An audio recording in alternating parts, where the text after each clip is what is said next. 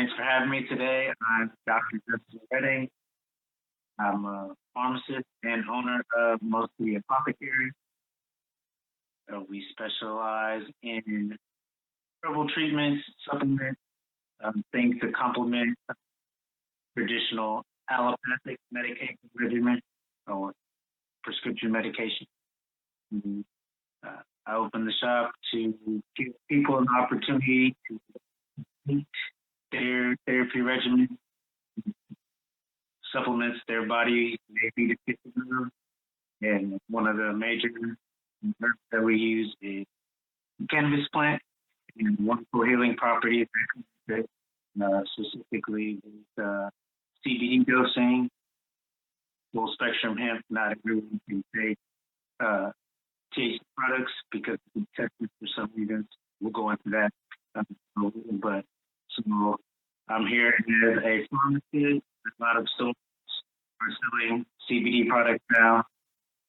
They don't have the convenience of having pharmacists on staff, so they're safer to have a pharmacist there taking a lot of medications that may interaction. If someone's new to the cannabis regimen and not knowing where to start, I have my shop here to ensure quality and make sure that everything's going to be safe and effective for everyone. Awesome.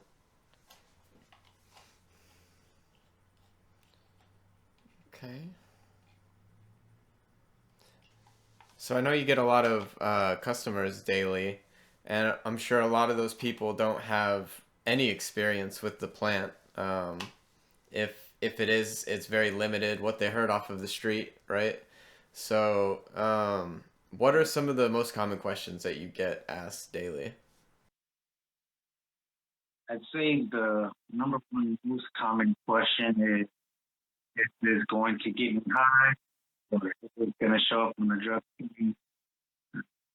Because they've heard about the cannabis plant. It's been in the news a lot lately with people becoming more readily available. So there's a lot of misinformation out there. I do a lot of education about the plant. That it's not going to get them high with CBD dominant products. Some contain little to no THC at all. There's no risk of them getting the high. It's going to be feeling. Getting people to learn more about their bodies, be able to describe the feeling that they're having, not a high, but actually relaxation, reducing the anxiety. Just because you feel good is not a high or intoxicating high. And that's probably a hard concept for a lot of Americans to grasp because, we think about cigarettes, they give you a buzz, alcohol gets you drunk, weed gets you high, but then there's the CBD, which is supposed to relax you without giving you any effects. So I feel like sometimes that might be a hard thing to wrap your head around without experiencing it firsthand. Awesome. Yes, it can be. Mm-hmm. So, you mentioned relaxation and pain. How exactly does CBD help relax you or help with pain? Okay, so CBD works on pain on the signaling pathways. So, it also has anti-inflammatory properties.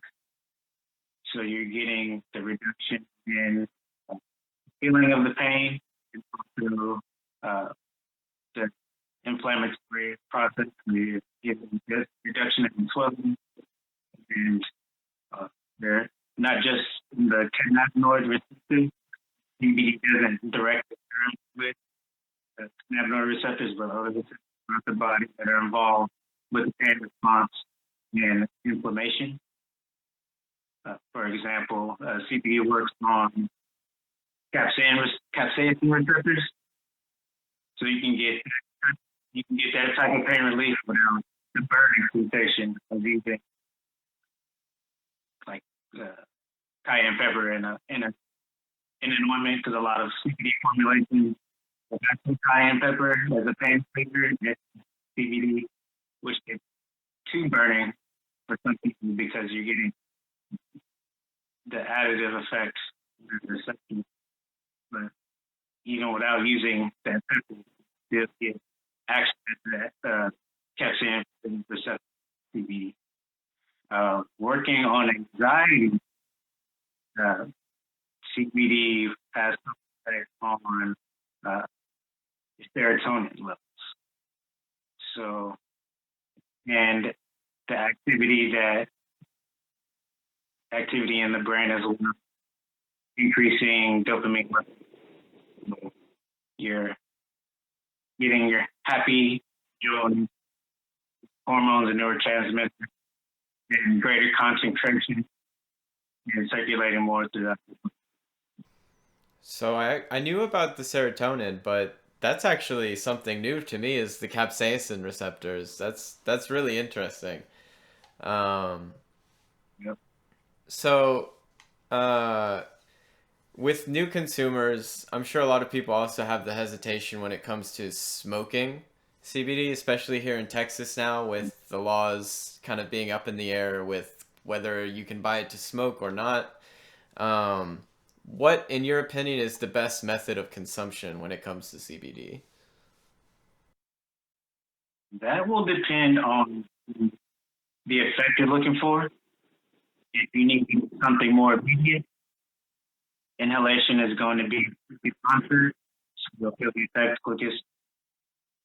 Taking things by mouth, swallowing it, so if you use a lingual, that'll take a little bit longer.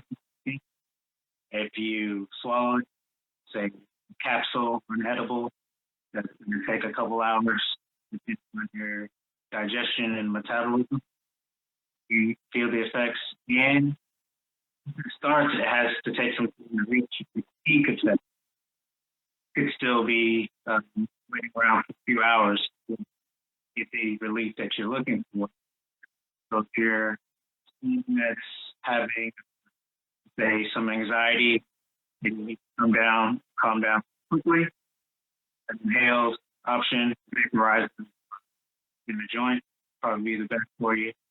If you're not in an environment where you can smoke all the time, maybe doing somewhat with the tongue, doing a swallow product that'll have a longer duration to get to it.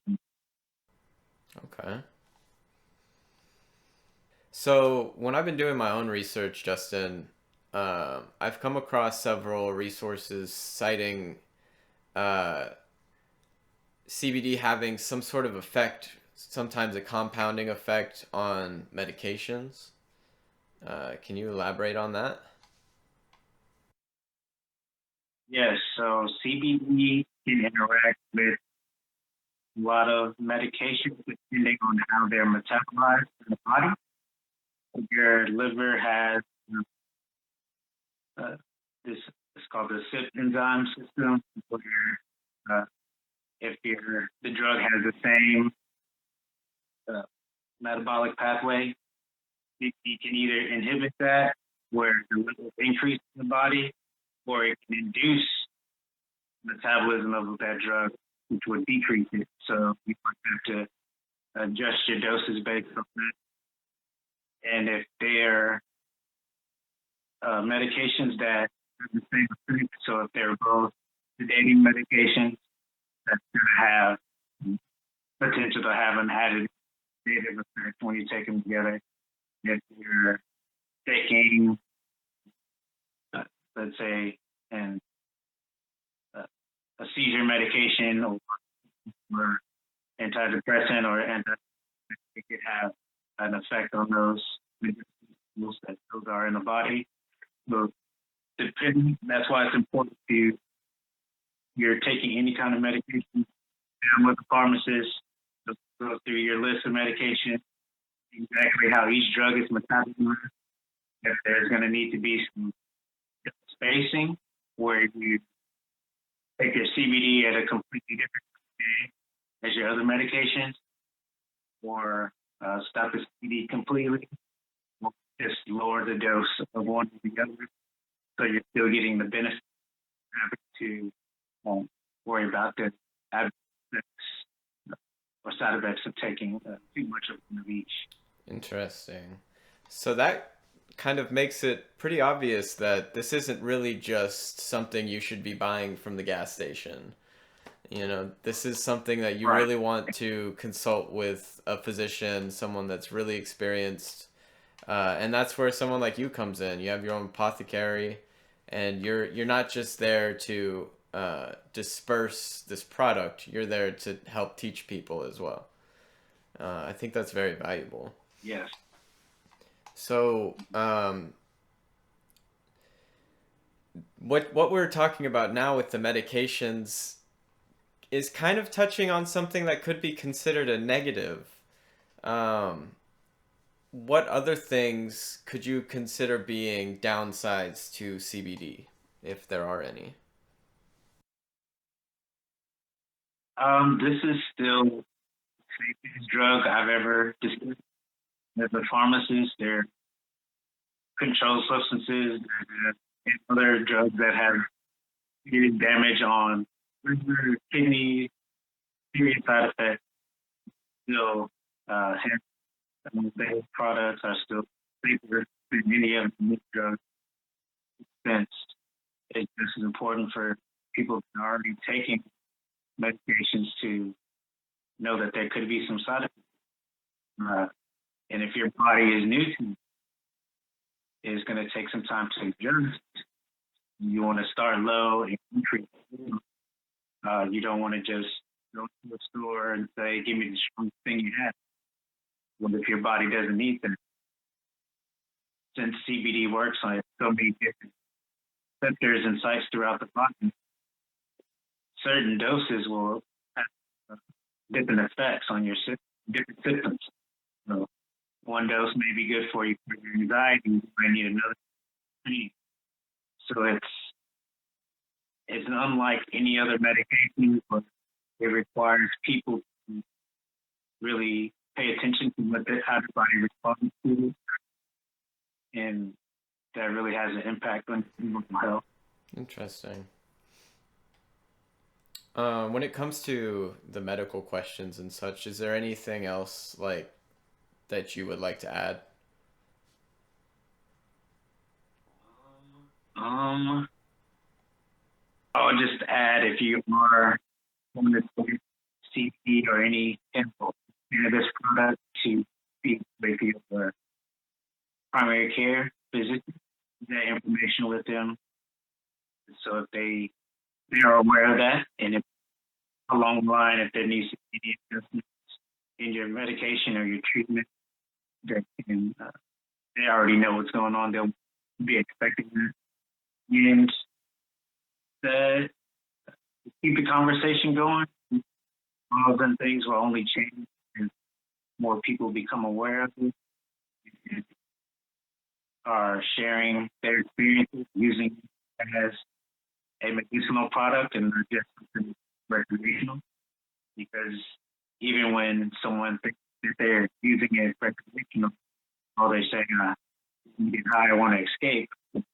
They're treating some anxiety or they're treating depression, just medicate. So, uh, in that way, keep in conversation with their prescribers or your family members, just to slowly remove the stigma of it being a recreational drug, so that we can properly advertise and market, because there's still restrictions on social media and Google and things on how you can market your hemp and I'm sure you CBD. and I both know that struggle well. I've gotten blocked by Google Ads plenty times trying to advertise my videos on YouTube. um, Yep. and also, yeah, breaking that stigma with the plant being a Schedule 1 drug for so many decades. There's a lot of people that view it in a negative light, and so it's up to us to educate the masses and help everyone see what a wonderful plant this really is. It is. It can have some side effects if you have too much at one time. That's why it's best to start low, and people enjoy their lives a lot better. There's studies showing their symptoms improve, your quality of life improve just by smoking this plant or taking fraction under your tongue or drinking a drink, tea, coffee. Yeah, there's not much you have to worry about once you get through. And what's interesting is we're living in a time right now where the laws are changing sometimes daily, you know. So it can be tough to keep up sometimes, even for myself. Um, are you finding it hard running a business during this with all these changes happening? It's so fast. It has been difficult sometimes, even especially if you are with the changes in smoking. Is smoking going to be okay? Is it not going to be okay? But I bought a bunch of pre-roll joints or a bunch of cartridges. One day they say I can't send them in inventory, but staying up to date, there are a lot of organizations that are keeping it up to date, trying to get people involved with petitions, writing to their representatives, stuff like that. So that keeps me in the loop from a business owner perspective, speaking as a healthcare practitioner and someone that has direct interaction with the public and can share their experiences. So that also allows me to keep my customers up to date on what the laws are. They're going to ask why can't they buy the pre-rolls anymore? Why can't they buy the vape? So that gives them opportunity to sign this letter and Exactly. Yeah. Give more people. Next time they see that checkbox on the polling booth, they'll check yes. Hopefully. Yeah. So we're kind of going into some more of the legal questions now. And one that I've always wondered myself is how much CBD flower can you carry legally? Like, let's say I wanted to go to you and just stock up so I don't have to buy any for a long time. Because I know there are people that like to do that. And how much can somebody buy without getting in trouble? There isn't a restriction that I know of quantity. There is on the does not THC for some, by the way. So if it's as long as it's under the 0.3, from my knowledge, you can get. Interesting. I pounds at a time. I've driven around town with pounds of in my car as long as I have the paperwork with the last certificate of analysis showing what it is and the letters from the farm. It's not really a restriction. I have people that they buy them, so they want to buy maybe a house or two at a time. If I have a few, because they're using it daily for the pain relief or the anxiety, whatever right. Conditions they're using it. Get as much as you can. Because I know sometimes you're needing to take doses that even to me sound crazy, like 6 to 1,200 milligrams a day, and that takes a lot of flour. So that's one thing that I've always wondered. So that's good to know. And when it comes to like manufacturing your own products from whatever you've bought, I know you can't sell it, but if you just had like your own bottle of tincture in your car, how do you prove that that's not illegal, right? The only way to prove it would be to have it. Right. Okay. So I think here we're starting to bump up against some of the gray areas, right? That we have in these laws right now. Yeah. Yes. So if it's your own personal feature, yeah, just make sure everything is properly labeled and keep it at home. If you are growing hemp, make sure you have that you're licensed to grow your hemp in the state of Texas. Right. And I guess if getting that information from your licensed grower, and that you made a tincture out of this, give that information with I you. see what you're saying there. Basically, keep it at home if you can. Keep it at home. Yeah, keep all your papers with you. Who wants to have a case with a bunch of lab work with you? So I think maybe the last question I have when it comes to all of this is, um, are cigarettes can CBD be treated as a cigarette? As in, if I were to smoke it in a public place or at work, is there any leeway for blowback on that? Mm, if a place says there's no Right. smoking, then there's no smoke. I don't think they distinguish if it's a tobacco cigarette or a clean cigarette, hemp cigarette. There's no smoking. That's a pretty good point. But, so if it's loud smoking and you lit up your rolled cigarette and it's empty, that that wouldn't be a problem. But if they smell it and they're like, hey, what is that? Because it's still gonna have that hemp smell, that cannabis Right. smell, the terpene profile. Um, so you might have some explaining to do. So just to avoid any questions, you be careful where you are doing it. Okay. So explain yourself out of a situation which didn't have to be, which shouldn't have to be explained. Did you get the message too? Yeah. Well, I guess at that point, that actually was my last question I had for you. So I just want to thank you again for taking the time to do this interview with me. I know we've been talking about it for a while. I'm excited that we finally got to do it and that everything went smoothly. Yeah. Um, if you want to just give one last shout out and tell people where you're at, where they can find the store, and your social medias. Sure. Come check us out. City Apothecary, cityapothecary.com at 3708 Texas Parkway, Suite F, Emma's City. We're on Facebook, Instagram. More education videos coming up on our social media platforms and YouTube channel.